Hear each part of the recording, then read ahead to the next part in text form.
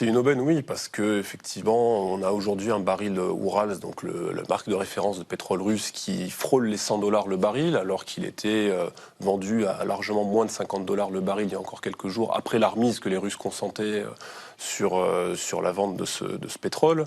Il y a les Américains qui ont d'abord autorisé l'Inde à racheter du pétrole russe. Maintenant, il y a une licence générale jusqu'au 12 avril pour le pétrole vendu. Une levée des sanctions, en d'autres termes. Voilà, en tout cas, un assouplissement, un répit. C'est temporaire, voilà, temporaire.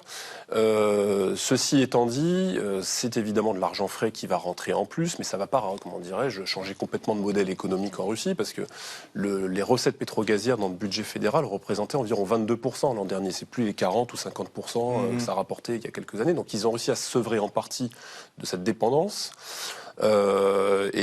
Aujourd'hui, quand vous regardez ce qui se passe en Russie, ils sont en train de faire des plans d'austérité, de sortir des fonctionnaires, de réduire des budgets, indépendamment du fait qu'ils rentrent 150 millions de dollars en plus par jour.